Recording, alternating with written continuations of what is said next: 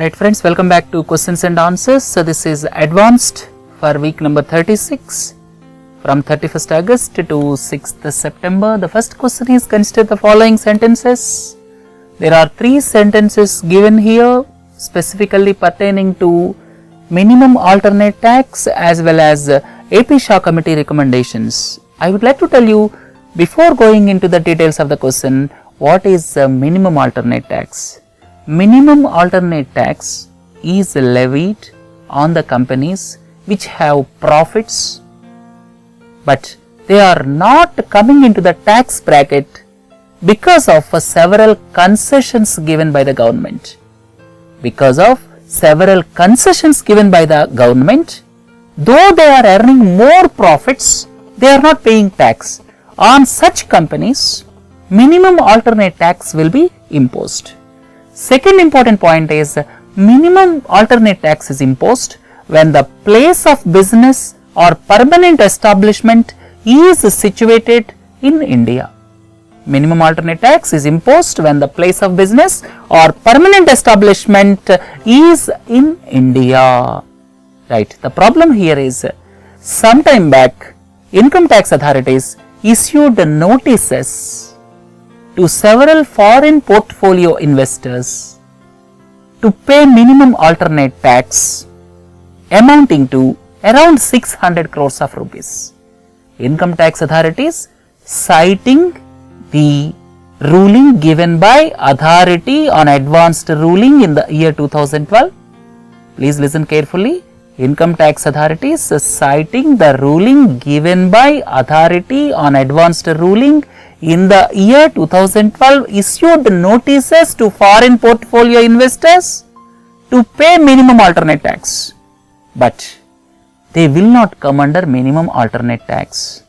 In the budget 2015-16, the finance minister categorically stated that from April 1, 2015, MAT will not be imposed on the foreign portfolio investors from April 2015. Prior to April 2015, the matter will be referred to Justice AP Shah Committee. AP Shah Committee now gave report and stated MAT will not be applicable to foreign portfolio investors because of the reason their place of business or permanent establishment is not situated in India. What is foreign portfolio investor? They are the investors from foreign land investing in Indian stock market. Whenever they want, they invest in Indian stock market.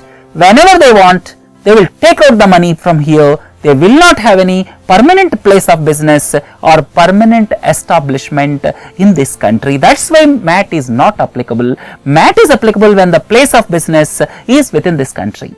So please listen to the statements now. Government accepted the recommendations of Justice AP Shah Committee that MAT will not be applicable for FPI investments made prior to April 1, 2015. Absolutely correct. And please don't forget, beyond April 1, 2015 also, it will not be applicable because in the budget itself, the finance minister made it clear from April 1, 2015, MAT will not be applicable. Now, as the government accepted the AP Shah Committee recommendations, MAT will not be accepted even prior to April 1, 2015 also, and after April 1, 2015, it is not applicable because the finance minister already clarified through the Finance Act. Second, MAT is applicable when place of business or permanent establishment is in India. Right? Absolutely correct. As FPIs do not have place of business or permanent establishment in India, it is not applicable to them. Third is, government is bringing amendments to the IT Act to correct the anomaly. In the Income Tax Act, to correct the anomaly, now the government is bringing amendments to Income Tax Act, some of the clauses of Income Tax Act.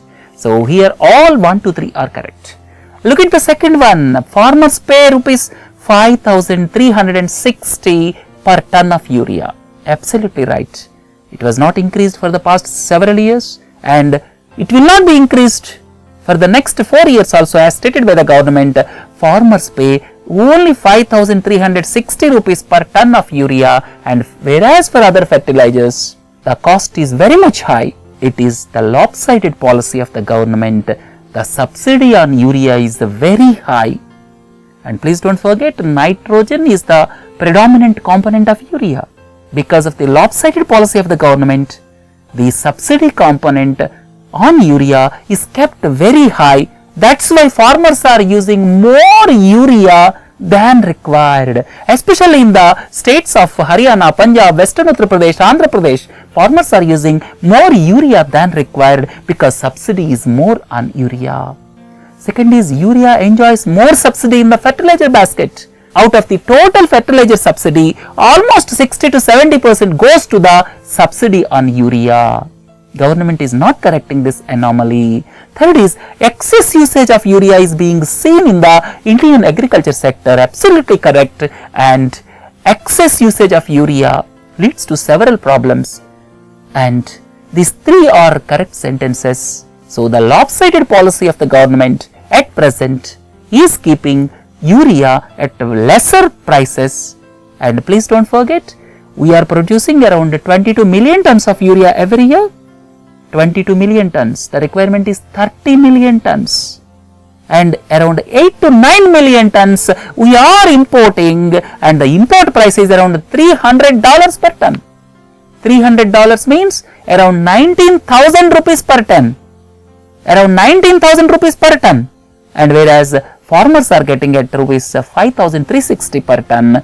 And because of this, there is the propensity of the farmers to use more urea than other fertilizers, which is not conducive for the plants to grow also. Right? The policy of fertilizer subsidy we discuss sometime later in the news analysis program. Consider the following: Indian Army, Indian Air Force, Indian Navy, Indian Coast Guard. Which of the above can be termed as military forces of India? If I ask several people, people point out only 1, 2, 3.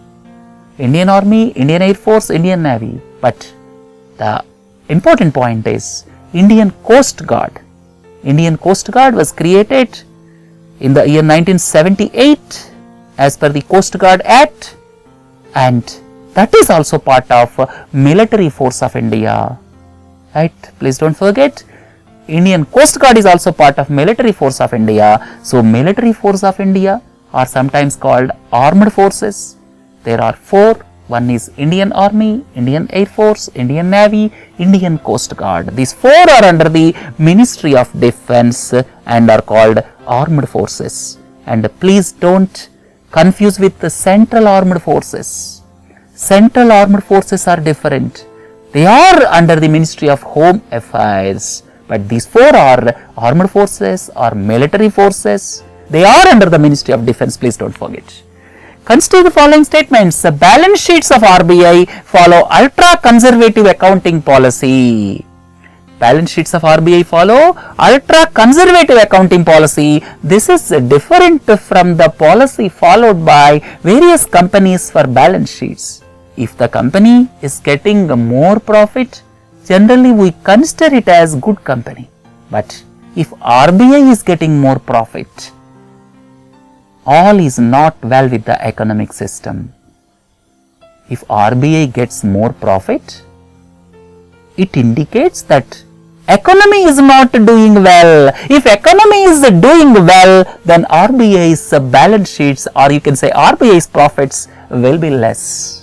And this is called ultra-conservative accounting policy. The first statement is correct, but the second statement is wrong. More profits to RBI indicate improved performance of the economy is absolutely wrong. If the profit for RBI is more, it shows something wrong with the economy. Why I asked this question is, recently RBI transferred lot of money to the government after the accounting year. Accounting year is from July to June. And it is more in comparison to previous year, and some people feel that RBI is doing well, but when RBI is transferring more money to the government, that indicates economy is not progressing on the expected lines. And RBI is also required to maintain contingency fund and asset development fund at 12%, but at present they are not maintaining 12%. Look at the next one. Indian American author Jhumpa Lahiri was included in the list of awardees for White House Annual National Medal of Arts and National Humanities Medal. Every year, this White House gives awards that is National Medal of Arts and National Humanities Medal. And Jhumpa Lahiri, Indian American author, very famous for her book Lowland, and the President Barack Obama is impressed by her book Lowland, and now she is included in the list of awardees for White House Annual National Medal of Arts. And please don't forget Jhumpa Lahiri books. Please look into this PPT. Lowland, Unaccustomed Earth, The Namesake. These are all the famous books of Jhumpa Lahiri, and the original name of Jhumpa Lahiri is Nilanjana Sudeshna Lahiri. Please don't forget. After Balshaman temple, Baal temple, ISIS destroyed famous tombs of Palmyra. Palmyra is the cultural and historical city of Syria, and ISIS destroyed Balshaman temple and Baal temple, and now they destroyed tombs of 1st century AD, and these tombs were built with sandstone, and the destroyed tombs include that of Elabel, built in 103 AD, and these tombs are all the ancient rich persons in that area. So ISIS not only destroyed Balshaman temple, Baal temple, and tombs in the city of Palmyra, which is a historical place, right? By September 9, Queen Elizabeth will become Britain's longest reigning monarch by completing 63 years and 216 days. To be specific, by completing 23,226 days, Queen Elizabeth II became the longest reigning monarch, surpassing the record established by her great-great-grandmother, that is Queen Victoria, who reigned for 63 years and 216 days between 1837 to 1901. So she surpassed the record of Queen Victoria, great-great-grandmother of Queen Elizabeth II, and she completed 23,226 days, or you can say 63 years and 216 days, to become the longest reigning monarch in the British history, right? Look into the next one. World leaders are meeting this month at the United Nations to adopt 17 sustainable development goals to end extreme poverty by 2030. All of you are well aware about Millennium Development Goals of 2000, and they are supposed to be implemented by 2015, but some of the countries could able to achieve them, and some of the items, even India also failed in some of the Millennium Development Goals. And now in the year 2015 at the United Nations, this 17 Sustainable Development Goals are going to be the target to be achieved by 2030. When the convention takes place in United Nations, we discuss about the details of 17 Sustainable Development Goals. With effect from September 28, 2015, which of the following is going to be merged with the SEBI? SEBI is the Capital Market Regulator. Securities and Exchange Board of India is the Capital Market Regulator, and this FMC is Forward Markets Commission. This was established based on the Forwards Contract Regulation Act of 1952, and all of you are well aware about the scam which occurred some time back in the Spot Exchange Limited, or you can say National Spot Exchange Limited, or NSEL. The scam of 5,600 crores occurred, and subsequent to the scam, this Forward Markets Commission was shifted from Consumer Affairs Ministry to the Finance Ministry, and now this Forward Markets Commission, the regulator, is going to be merged with SEBI. Now the forwards market, that is commodities derivatives market, is going to be looked after by Securities and Exchange Board of India, and the enabling legislation has already been brought through the Finance Act of 2015, and subsequently now 1 month notification was given on August 28 for repealing the Act, right? And now Forwards Markets Commission will become history, and the futures contracts of commodities, or you can say commodities derivatives market, will be looked after by Securities and Exchange Board of India only. Trade-based money laundering. Money laundering is basically unaccounted money, black money, dirty money. Here I am asking a question. Trade-based money laundering takes place normally through, answer here is exports and imports, through the over-invoicing and under-invoicing. This money laundering takes place. If we are importing 100 tons of gold, let us assume if we are importing 100 tons of gold from Canada, then the invoice says 150 tons. Over-invoicing. If we are exporting something, it will be under-invoiced. So through over-invoicing and under-invoicing, money goes to the foreign land, black money goes to the foreign land. So trade-based money laundering takes place normally through exports and imports, please don't forget. There are around 30 global systemically important banks. We have discussed in the lecture part, in India, RBI declared 2 banks, SBI and ICICI, as systemically important banks.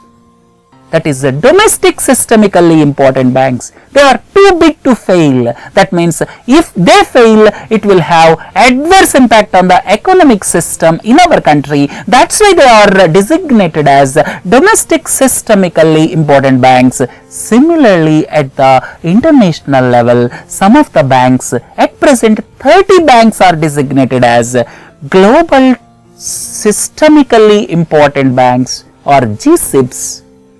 The main purpose of nominating GSIBs is to look at it from the perspective they are too big to fail. That means if these banks fail, if you look at the banks, Goldman Sachs, Morgan Stanley, Bank of America, if they fail, it will have adverse impact in the overall international financial system. That's why they are classified or categorized as GSIBs, and additional capital is to be mobilized by them. And the question here is, these 30 GSIBs are nominated by Financial Stability Board, and Financial Stability Board is at Basel, Switzerland. Financial Stability Board is at Basel, Switzerland, and Indian banks are not yet reached that stage to be qualified as GSIBs. Right? Look into the next one. Name the city where the Aurangzeb Road renamed to APJ Abdul Kalam Road. Aurangzeb, 6th Mughal ruler, most authoritarian, expansionist tendency, and he ruled up to 1707.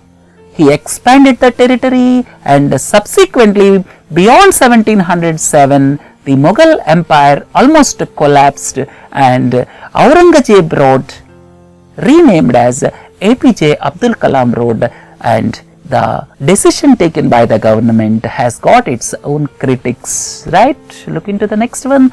P-notes, participatory notes are one of the category of offshore derivative instruments, and we discussed several times about P-notes. P-notes are the notes issued by foreign portfolio investors, and through foreign portfolio investors, these people invest in Indian stock market. The details are not known to SEBI. That's why they are considered to be conduits for black money. And here, please don't forget, ODI stands for offshore derivative instruments. Cayman Islands contributed around 85,000 crore in outstanding offshore derivative instruments. 85,000 crores of investment is coming from Cayman Islands, and the population is around 50,000. Small islands, they are, you can say, tax havens. People establish shell companies there. For the namesake only, they are companies. No real activity. Cayman Islands are one such example, and Cayman Islands are under the sovereignty of British. And I would like to tell you one point. British overseas territories, these are called. Britain has got 14 overseas territories.